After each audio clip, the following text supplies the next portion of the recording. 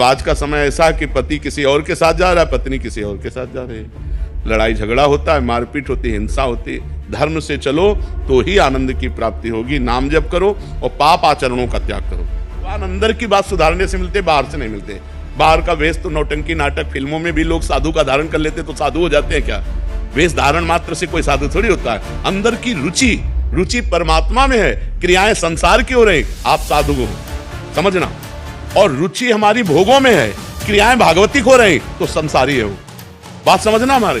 मरोगे तो तुम्हारा शरीर जाएगा तुम्हारे साथ, बैंक बैलेंस जाएगा, है क्या जाएगा? फिर इसके लिए जो पाप कर्म किए वो जाएगा। जो बकरा खा रहे हो, गाय खा रहे हो, भैंसा खा रहे हो, सुअर खा रहे हो, वो तो परिणाम तुम्हारा दुर्गति नरक में भोगनी पड़ेगी। अच्छा, तुम्हारे शरीर को एक चिमटी से अभी हम नोचे ऐसे, आपको कष्ट होगा ना? तो फिर क्या पशु पक्षियों को कष्ट नहीं होता? उनको जो भूंज के खाते हो, उनका जो मांस खाते हो, आप मान लो कह दो कि हम नहीं काटते हैं, लेकिन आप उसके हिस्सेदार तो हुए। अगर आप मांस खाना बंद कर दो तो काटना बंद कर देगा। निशा मित्तल जी दिल्ली से। राधे राधे। राधे राधे महाराज जी। महाराज जी, जीवन को आनंद में कैसे बनाया जा सकता है? भगवान की शरण में होकर, भगवान का नाम जप करते हुए और पाप आचरणों का त्याग करते हुए।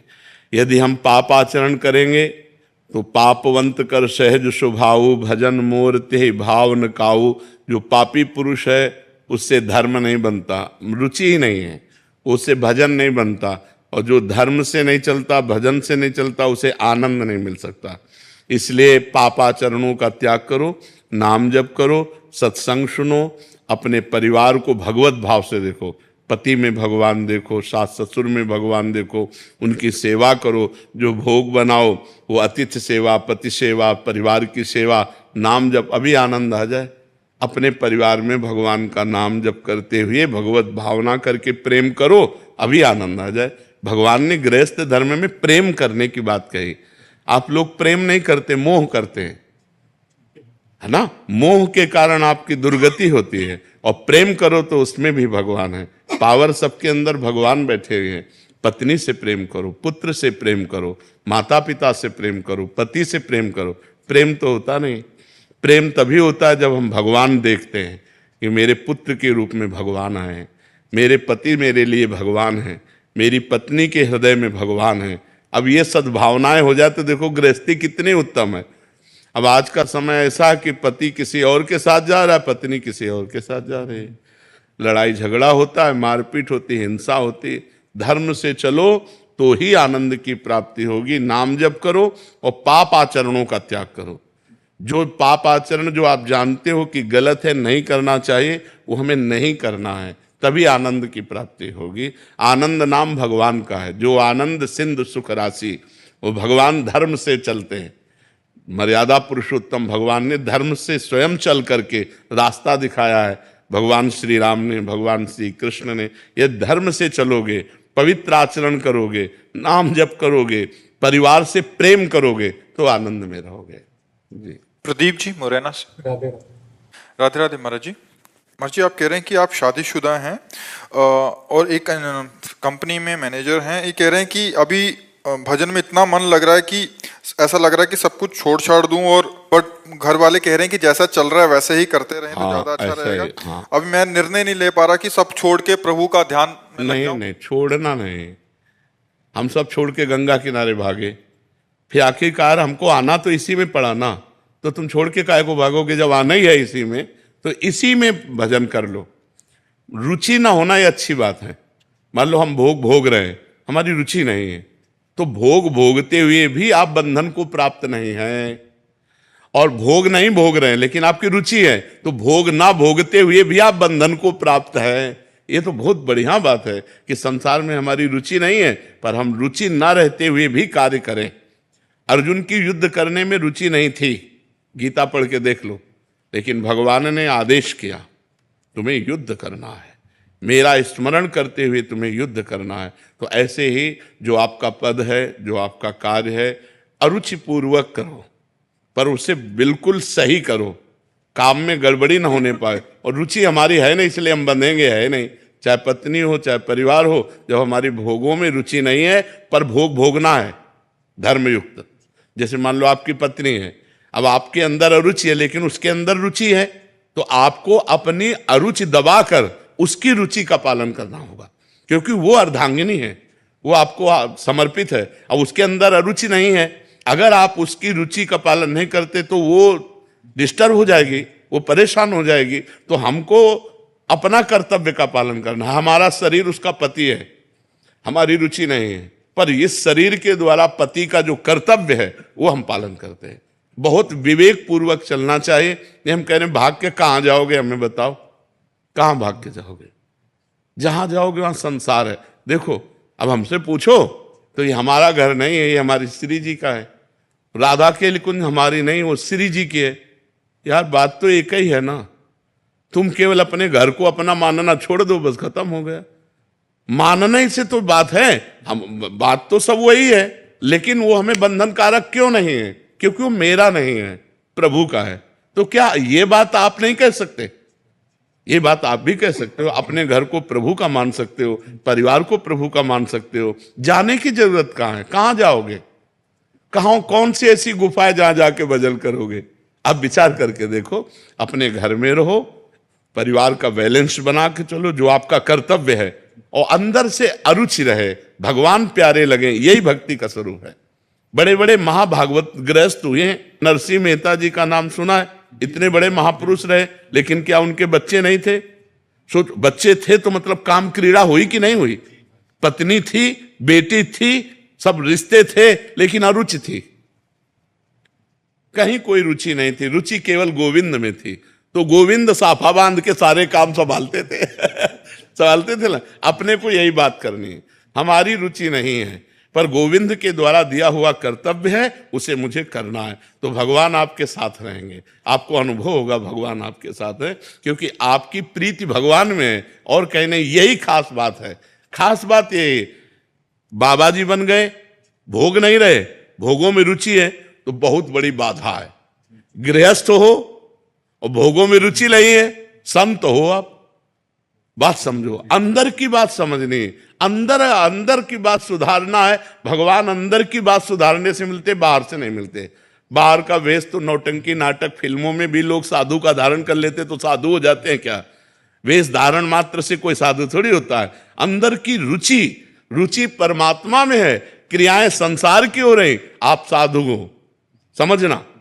और रुचि हमारी भोगों में है, क्रियाएं भागवतिक हो रही, तो संसारी है वो। बात समझना हमारी, ये आंतरिक विषय को भगवान जानते हैं। तो ठीक है ना। आकाशदीप सिंगला जी, लुधियाना से। महाराज जी, आपके चरणों में कोटि कोटि प्रणाम। महाराज जी, मांस मदिरा खाना पीना गलत बताया गया है, पर महाराज जी बहुत सारे लोग सब खाते पीते हैं, पर उनके पास धन दौलत है खूब, ऐसा क्यों महाराज जी? तो क्या धन दौलत होना कोई सौभाग्य का बात है क्या? सुत दारा धन लक्ष्मी पापियों के घर होए, संत समागम हरि कथा तुलसी दुर्लभ दोए। पूर्व के पुण्य के बल से धन मिलता है, और वर्तमान में जो मांस मछली खा रहे हैं, जो पाप कर रहे हैं, उनका जब पूर्व का पुण्य खत्म होगा तब पता चल जाएगा। और विद्वान या विवेकवान बुद्धिमान परिणाम को देखता है, वर्तमान को नहीं देखता है, परिणाम को देखता है। मरोगे तो तुम्हारा शरीर जाएगा तुम्हारे साथ, बैंक बैलेंस जाएगा है, क्या जाएगा फिर? इसके लिए जो पाप कर्म किए वो जाएगा। जो बकरा खा रहे हो, गाय खा रहे हो, भैंसा खा रहे हो, सुअर खा रहे हो, वो तो परिणाम तुम्हारा दुर्गति नरक में भोगनी पड़ेगी। पैसा होना कोई खास बात थोड़ी है। पैसा तो कसाई के पास भी है, पापियों के पास भी है। पैसा खास बात नहीं। शांति, आनंद, परिणाम। बुद्धिमान वही भैया जो परिणाम को देखता है। परिणाम क्या? अच्छा, तुम्हारे शरीर को एक चिमटी से अभी हम नोचे ऐसे, आपको कष्ट होगा ना? तो फिर क्या पशु पक्षियों को कष्ट नहीं होता? उनको जो भूंज के खाते हो, उनका जो मांस खाते हो, आप मान लो कह दो कि हम नहीं काटते हैं, लेकिन आप उसके हिस्सेदार तो हुए। अगर आप मांस खाना बंद कर दो तो काटना बंद कर देगा। आप खरीदते हैं तो आप हिस्सेदार हैं उसके।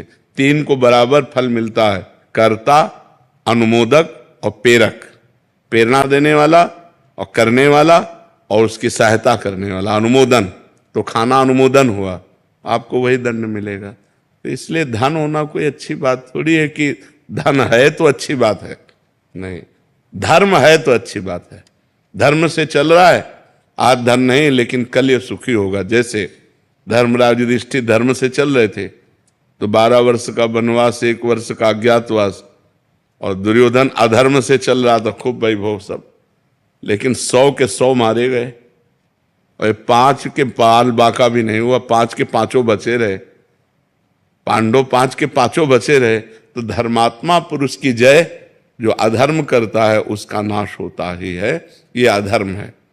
अच्छा, मदिरा पीने से लाभ क्या? हमें एक लाभ बता दो। शराब पिए अधिकतर लड़खड़ाते देखे गए, शराब पीकर अधिकतर नाली और वैसे, अच्छा उसमें दिमाग में अगर क्रोध आ गया तो आप हिंसा भी कर दोगे, बेविचार आ गया क्योंकि विवेक है नहीं, बुद्धि भ्रष्ट हो जाती है उससे, और शरीर के अंगों की हानि होती है, लीवर है, किडनी है, दिल है, आते हैं, इन पर फर्क पड़ता है। मुझे लगता है शराब में 1% भी अगर कोई लाभ दिखाई दे, लौकिक या पारलौकिक, तो आप हमें बताओ। बल अध्यात्म में बल है, संयम में बल है, ब्रह्मचर्य में बल है। अगर हम संयम से चल रहे हैं, ब्रह्मचर्य से चल रहे हैं, अध्यात्म से चल रहे हैं, तो हम तुम्हें परास्त कर सकते हैं। क्या दूसरे का मांस खा गए, दूसरे के शरीर को खा करके तुम अपने शरीर को तुम बहुत मोटा कर सकते हो, लेकिन आध्यात्म बलवान नहीं हो सकते। हमारे ब्रह्म ऋषि ऐसे ऐसे होते थे, हड्डी हड्डी होती थी, लेकिन पूरा राज्य कांपता था जिस राज्य में चले जाते थे। क्यों? अध्यात्म बल। तो हमें लगता है गंदी बातें मत करो। न शराब में आनंद है, न पराई बहनी बिटिया के छेड़ने में आनंद है, न मांस खाने में आनंद है, और न जुआ खेलने में, और यही चीजें हम मना करते हैं। अच्छा, जुआ खेलकर आज तक कौन अरबपति बन गया है? अगर 1 पॉइंट में तुम विजय प्राप्त होते तो 10 पॉइंट में तुम हार जाते हो और तुम्हारा सर्वनाश हो जाता है।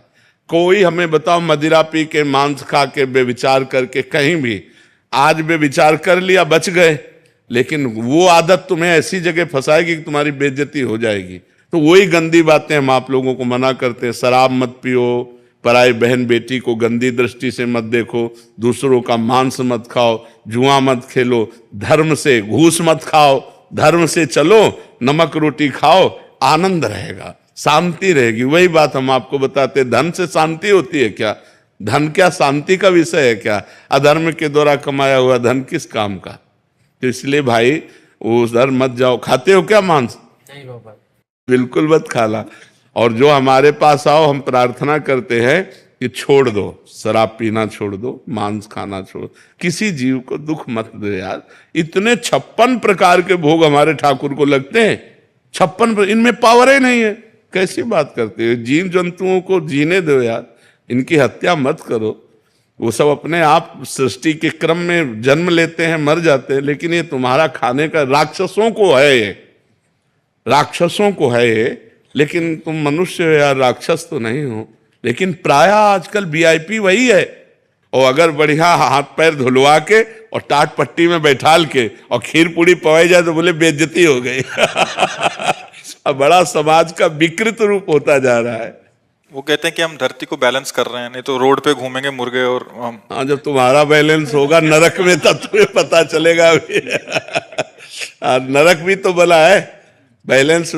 ऐसे ही जो गुंडागर्दी करते हैं ना, और ये जब फंसते हैं, और जब 2-2, 3-3 पुलिस वालों के एक साथ डंडे चलते हैं, आप लोगों ने भी देखा होगा कि जो ज्यादा उद्दंडता करते हैं, जब पिटते हैं ना, फिर वो कहते चलते हैं कि पाप नहीं करना चाहिए। आप ही वो कान पकड़ करके जब पीट करके चलते हैं तो अपने आप आ जाते हैं। तो हमें लगता है अधर्माचरण का परिणाम दुख ही होगा। धन है तो कोई बात खास बात नहीं है, धर्म है तो खास बात है। धर्म से चलो, धन प्रधानता वस्तु की नहीं। जी।